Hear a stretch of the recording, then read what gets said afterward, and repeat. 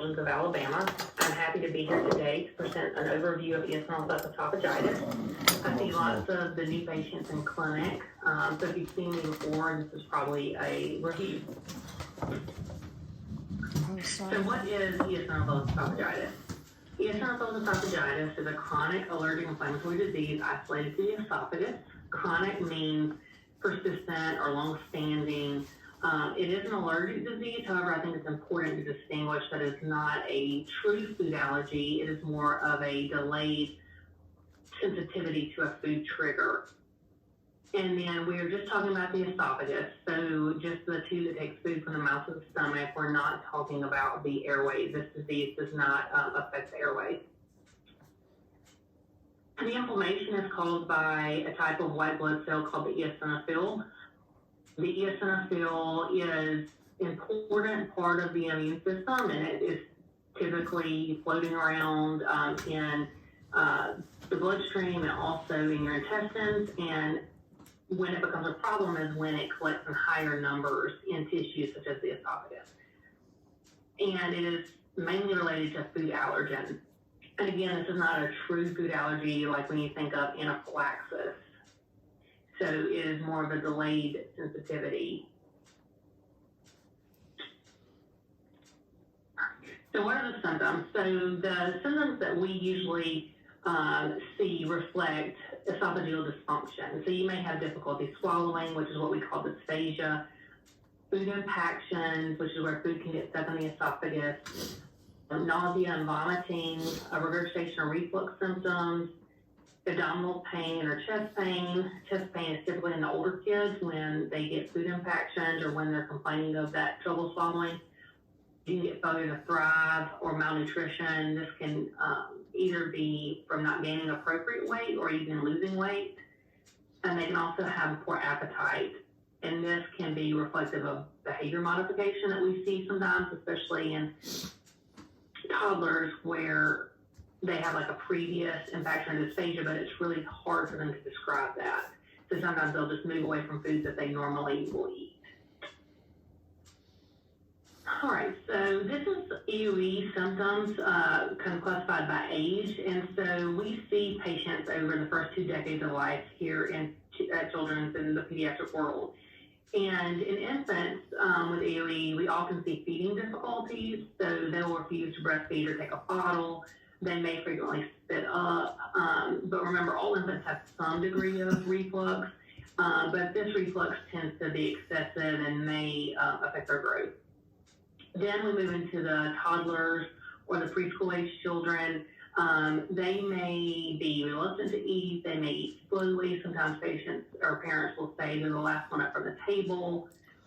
They may not do as quickly as expected.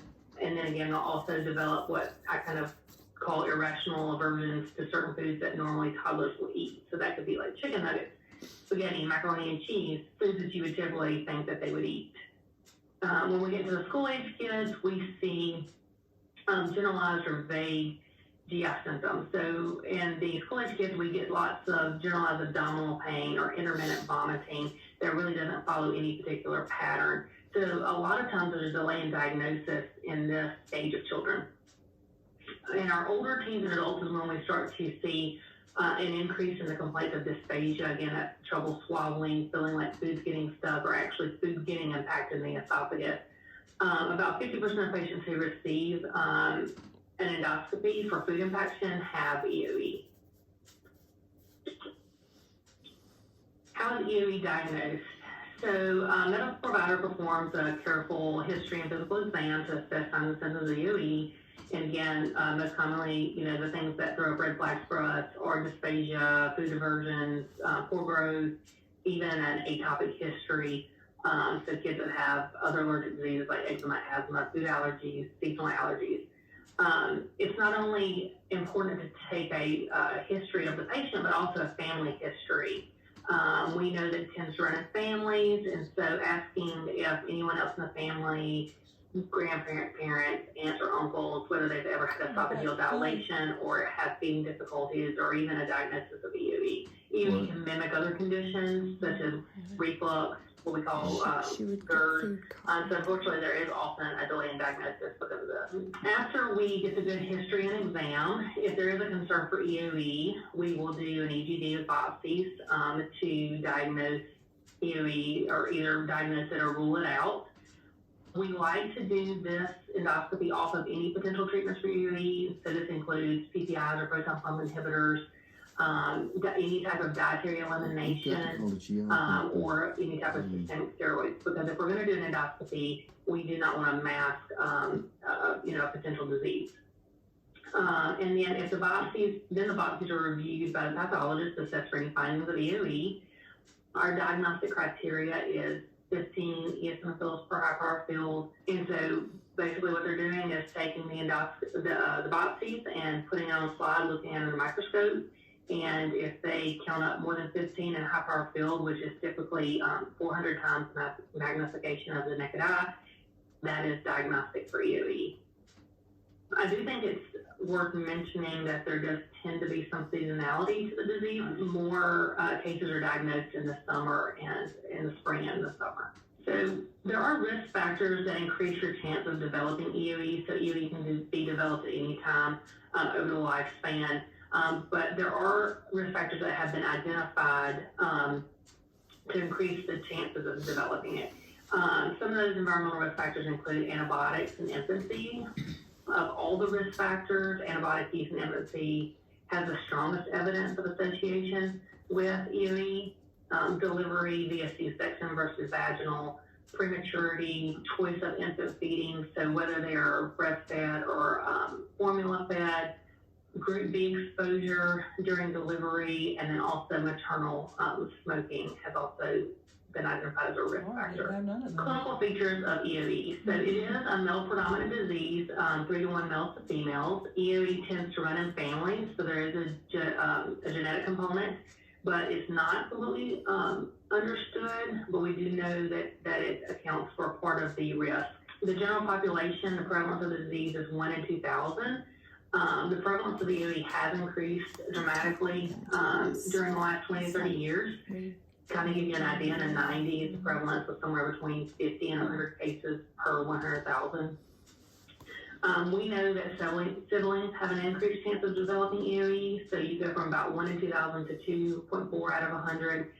Fraternal twins, their chances increase to about 22 out of 100, and then identical twins are 41 out of 100. There is a strong association with personal and family history of atopic diseases. I kind of mentioned this earlier, so eczema, asthma, food allergies, seasonal allergies, so IgE-mediated food allergies. Those are the true food allergies that cause anaphylaxis.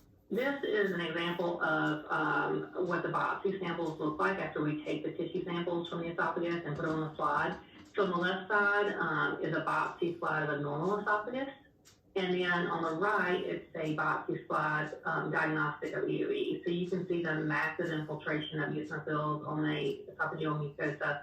You can identify those by using a red fluorescent dye called eosin. It is used to turn them reddish pink, so you can see the pink, lighter pink, reddish dots throughout that sample.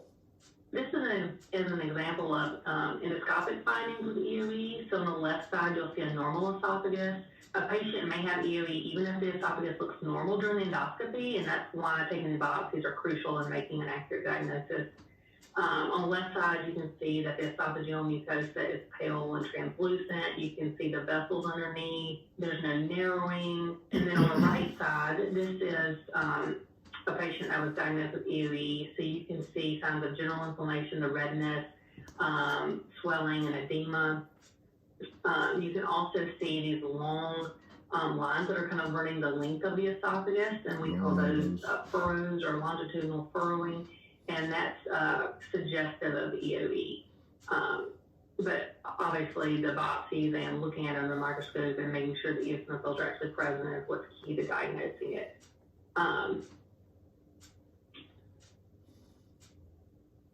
So let's talk about current treatment options for EOE. So